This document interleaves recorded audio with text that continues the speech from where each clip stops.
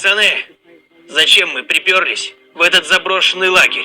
После встречи с Сиреноголовым я много изучал аномалии и в интернете наткнулся на монстра, похожего на огромного кота. Именно его здесь заметили совсем недавно. Этого кота уже прозвали Cartoon Cat, и его рост 3 метра. Я уверен, что нам будет совсем нетрудно найти такого огромного монстра в таком вот огромном лагере. Приманка для кота готова.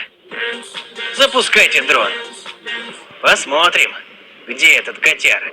Так, полетели, малыш. Красиво, блин.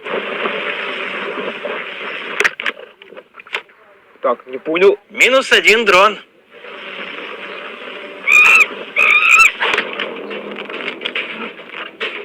Дрон перехвачен. Эй, вы меня ищете?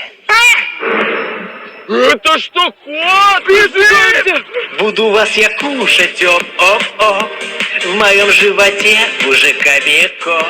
К нему вы не хотите, куда же вы бежите? Але же есть не буду, он хороший режиссер. Спасибо.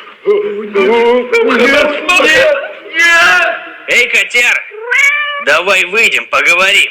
Ну, пойдем. Ты почему людей убиваешь? Что они тебе сделали? Мои хозяева выгнали меня на улицу.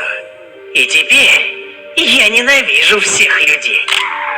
Все, хватит есть человечину, пошли ко мне. Я накормлю тебя нормальным кормом. Ура! У меня новый хозяин. Сейчас ключи найду. А научи меня так же делать. Чувствую себя как дома. Корм закончился. Ну извини, больше у меня нет. Сейчас все устрою.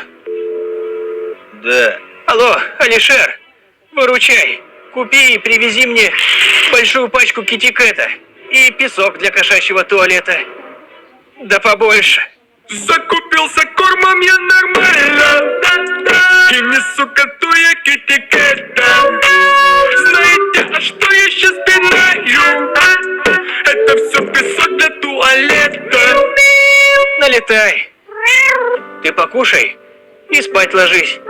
Не-не-не-не-не, только не в мою кровать.